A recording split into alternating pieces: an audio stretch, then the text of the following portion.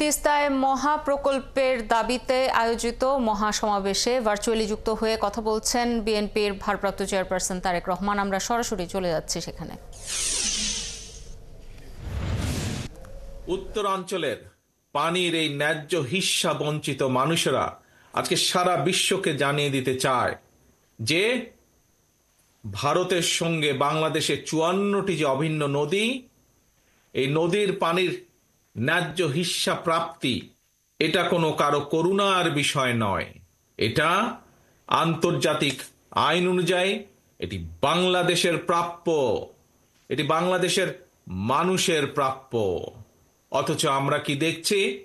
আন্তর্জাতিক নদী আইন, তিস্তা নদীর পানির ন্যায্য পাওনা আদায়ের জন্য আজকে আমাদেরকে আন্দোলন করতে হচ্ছে। বাংলাদেশের মানুষকে তথা উত্তরাঞ্চলের মানুষকে আজ আন্দোলন করতে হচ্ছে। এই পানি বন্টন নিয়ে আমাদের প্রতিবেশী দেশ বাংলাদেশের মানুষের সাথে অপ্রতিবেশীমূলক আচরণ করেই চলেছে।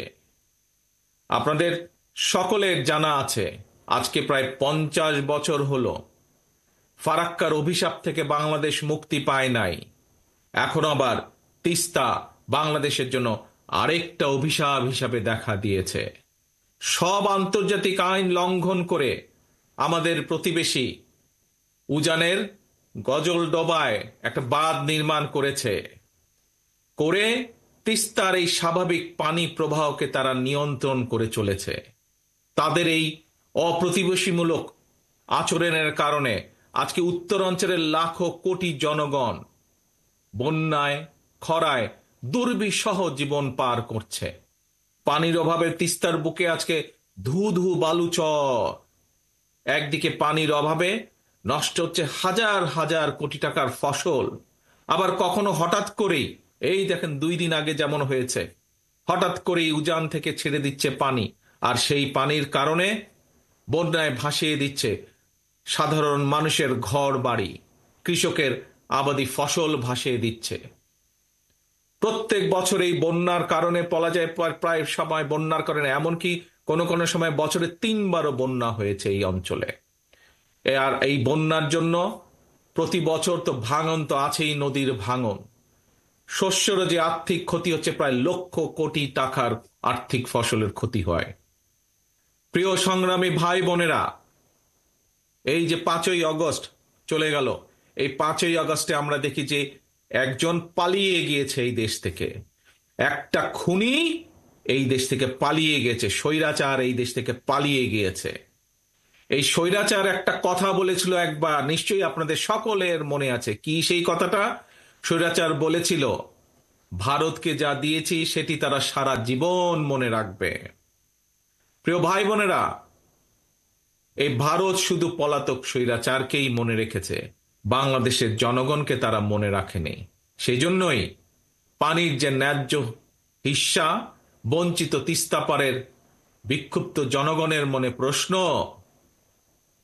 পলাতক স্বৈরাচারকে ভারত যা দিয়েছে, বা পলাতক স্বৈরাচার ভারতকে যা দিয়েছে, সেই পলাতক স্বৈরাচারকে আশ্রয় দেওয়া ছাড়া ভারত কি বাংলাদেশকে আর কিছু দিয়েছে? কিচ্ছু দেয় নাই। সারা বিশ্ব জুড়ে, প্রিয় ভাই বোনেরা, সারা বিশ্ব জুড়েই কিন্তু সব প্রতিবেশী রাষ্ট্রের মধ্যেই সমস্যা সমাধান কিংবা পারস্পরিক স্বার্থ জড়িত থাকে। নিজ নিজ দেশের স্বার্থ রক্ষা করে প্রত্যেকটি দেশই কিন্তু সমস্যার সমাধানগুলো করে, সমস্যাগুলো নিরসন করে। আমরা সবাই জানি এটি হচ্ছে কূটনৈতিক রীতি। কিন্তু এই যে খুনি স্বৈরাচার পালিয়ে গিয়েছে যে 5ই আগস্ট, আমরা দেখেছি জোর করে অবৈধভাবে ক্ষমতা দখল করে রাখতে গিয়ে নিজেকে সে তাদের সেবা দাসীতে পরিণত করেছিল। বাংলাদেশ ভারত যৌথ নদী কমিশন এবং জাতীয় নদী রক্ষা কমিশন পর্যন্ত সম্পূর্ণ অকার্যকর রেখেছিল। সারা দেশের মানুষ জানে এখনো ভারতের সঙ্গে বাংলাদেশের বিরাজমান ফারাক্কার সমস্যার সমাধান হয়নি। জনগণের, উত্তরাঞ্চলের বিশেষ করে জনগণের বহুল প্রত্যাশিত তিস্তা চুক্তিও হয় নাই। অথচ সকল আন্তর্জাতিক রীতিনীতি ভঙ্গ করে এই পলাতক স্বৈরাচার, এই খুনি স্বৈরাচার প্রতিবেশী দেশকে ট্রানজিট শিপমেন্টের বন্দর ব্যবহারের একতরফা সুবিধা দিয়ে গেছে। এইসব চুক্তিতে মিনিমাম ন্যায্যতা পর্যন্ত রক্ষা করা হয় নাই। প্রিয় ভাই বোনেরা, বাংলাদেশের মানুষ মনে করে প্রতিবেশী দেশের সঙ্গে প্রয়োজনে সকল অসম, অন্যায্য এবং একতরফা যে সকল চুক্তি, এগুলো পুনর্মূল্যায়ন কিংবা পুনর্বিবেচনা করা দরকার। প্রিয় ভাই বোনেরা, সবার সঙ্গে বন্ধুত্ব, কারো সঙ্গেই বৈরতা নয়। আমাদের পররাষ্ট্রনীতির এটি হচ্ছে মূল স্লোগান বা মূল নীতি।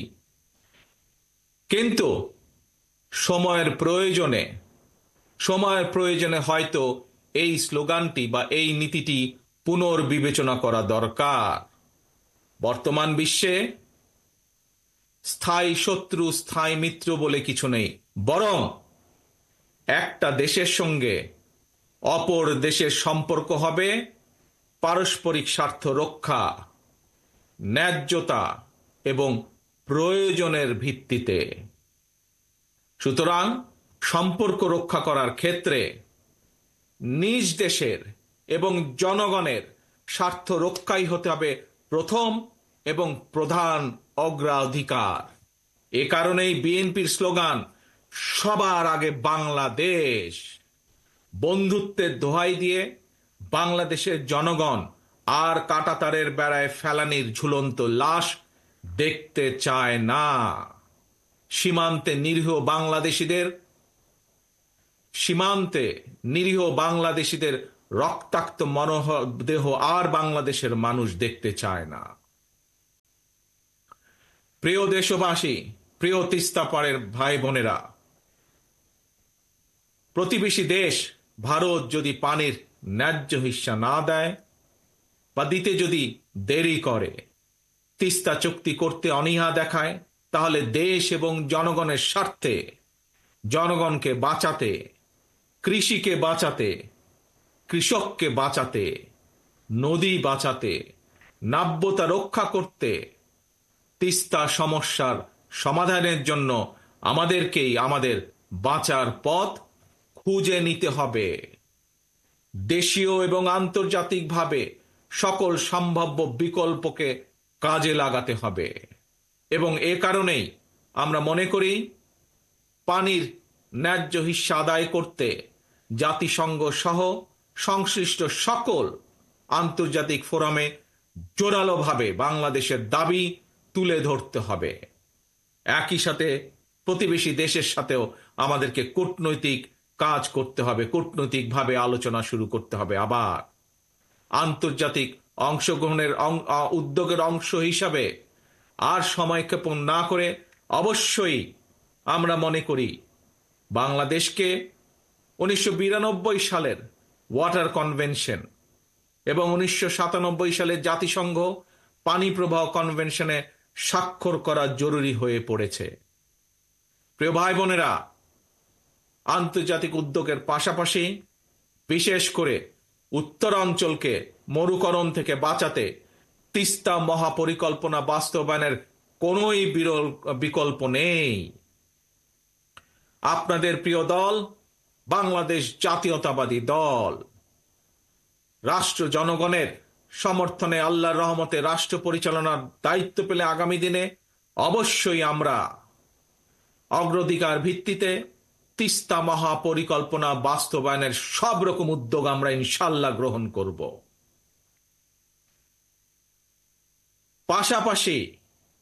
পাশাপাশি বর্ষা সহ অন্য উৎস থেকে পানি সংরক্ষণ করে রাখার জন্য বাংলাদেশের ভেতরে থাকা তিস্তার ডান পাশের 7টি নদী এবং তিস্তার বাম পাশে 5টি শাখা বা উপনদী, এগুলোকেও খনন করা অত্যন্ত জরুরি। এগুলোকেও খনন করতে হবে আমাদের। এছাড়াও পানির বিকল্প উৎস তৈরি এবং পানি সংরক্ষণের জন্য নদী ও পানি বিশেষজ্ঞদের পরামর্শ অনুযায়ী দেশের বিভিন্ন স্থানে জলাধার নির্মাণ এবং পুনরায় শহীদ জিয়ার সেই খাল খনন কর্মসূচি চালু করব ইনশাল্লাহ আমরা। প্রিয় ভাই বোনেরা, আমার সামনে এখানে বহু সম্মানিত মুরব্বী রয়েছেন। সেই মুরব্বীদের উদ্দেশ্যে বলতে চাই, প্রিয় মুরব্বীবর্গ, আপনাদের অনেকেরই মনে আছে সারা দেশে স্বাধীনতার ঘোষক শহীদ রাষ্ট্রপতি জিয়াউর রহমানের খাল খনন কর্মসূচির কথা। তখন একটি স্লোগান ছিল, বিখ্যাত স্লোগান, কৃষকের কাছে, গ্রামের সাধারণ খেটে খাওয়া মানুষের কাছে একটি পরিচিত স্লোগান ছিল, প্রিয় স্লোগান ছিল। কি সেটি? খাল কাটা হলে সারা, দূর হবে বন্যা খরা।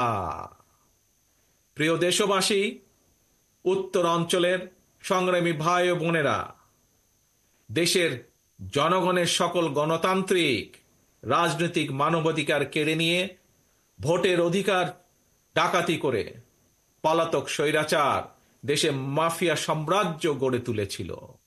এই পলাতক খুনি স্বৈরাচারের আমলে জাতীয় নির্বাচনকে খেল তামাশার বিষয়বস্তু বানিয়ে ফেলা হয়েছিল।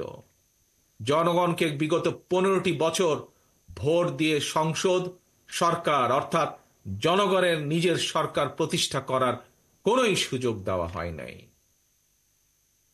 ছাত্র জনতার গণ অভ্যুত্থানে গত 5ই আগস্ট এই মাফিয়া, এই খুনি স্বৈরাচার পালিয়ে যাওয়ার পর থেকে জনগণের অধিকার পুনঃপ্রতিষ্ঠার সুযোগ এবং সম্ভাবনা আবার তৈরি হয়েছে। ভোটের অধিকার প্রয়োগ করে জনগণের কাছে দায়বদ্ধ একটি গণতান্ত্রিক সরকার প্রতিষ্ঠার সুযোগ। কিন্তু গণতন্ত্রের পক্ষের শক্তি কিংবা সরকারের কোনো হঠকারী সিদ্ধান্তের কারণে যাতে এই খুনি পলাতক স্বৈরাচার আর তার দোসররা পুনর্বাসনের সুযোগ না পায়, সে ব্যাপারে আমাদের সকলকে সতর্ক থাকতে হবে। সে ব্যাপারে আমাদের সকলকে ঐক্যবদ্ধ থাকতে হবে অতীতের মতন। গণতান্ত্রিক দলগুলোর পক্ষ থেকে জাতীয় নির্বাচনের কথা শুনলেই অন্তর্বর্তীকালীন সরকারের কেউ কেউ বিচলিত হয়ে ওঠেন। প্রিয় দেশবাসী, প্রিয় ভাই বোনেরা, আমাদের অবশ্যই মনে রাখা প্রয়োজন, জাতীয় নির্বাচন নিয়ে এক এক উপদেষ্টা এক এক রকমের বক্তব্য এই খুনি মাফিয়া চক্রের সামনে বিশৃঙ্খলা সৃষ্টির পথ সুগম করে দেয়। এই জন্যই বিএনপি বারবার এই অন্তর্বর্তীকালীন সরকারের প্রতি তাদের কর্মপরিকল্পনার রোডম্যাপ ঘোষণা করার আহ্বান জানিয়েছে, প্রতিবার আহ্বান জানিয়েছে। তিস্তা তীরের প্রিয় ভাই বোনেরা, 2 দিন ধরে আপনারা আপনাদের দাবি নিয়ে তিস্তা পারের 11টি পয়েন্টে আপনারা কর্মসূচি পালন করেছেন। আপনাদের এই আন্দোলন অবশ্যই ইনশাল্লাহ বৃথা যাবে না। আপনাদের এই আন্দোলনে তিস্তা মহাপরিকল্পনা বাস্তবায়ন ত্বরান্বিত হবে ইনশাল্লাহ। জনগণের ভোটে বিএনপি রাষ্ট্র পরিচালনার দায়িত্ব পেলে অবশ্যই আমরা সকলকে সাথে নিয়ে তিস্তার সমস্যার সমাধান করব। তবে এই যে একটু আগে যতগুলো কথা বললাম, যে কিভাবে আমরা কি কি উপায় কি করব তিস্তার পাড়ের মানুষের সমস্যার সমাধানের জন্য, কিভাবে তিস্তা মহাপরিকল্পনা যে বাস্তবায়ন করব বা বাস্তবায়ন করার যে অঙ্গীকার করেছি, এই কাজ যদি আমাদেরকে করতে হয় তবে আপনাদেরকে একটি দায়িত্ব পালন করতে হবে, আপনাদেরকে একটি কাজ করতে হবে। সেজন্য আগামী জাতীয় নির্বাচনে আপনাদেরকে আপনাদের প্রিয় দল বিএনপির পাশে থাকতে হবে। বিএনপির দরকার আপনাদের সমর্থন। আপনাদের সমর্থন থাকলে, দেশবাসীর সমর্থন থাকলে ইনশাল্লাহ আমরা এই ধরনের তিস্তা সহ আরো যেই কাজগুলো আছে ইনশাল্লাহ সেই কাজগুলো বা সেই সমস্যার সমাধান করার আমরা সুযোগ পাবো ইনশাল্লাহ। তিস্তা পাড়ের মহাসমাবেশে ভার্চুয়ালি যুক্ত হয়ে কথা বলছিলেন বিএনপির ভারপ্রাপ্ত চেয়ারপারসন তারেক রহমান। আমরা এতক্ষণ সরাসরি তার বক্তব্য শুনছিলাম।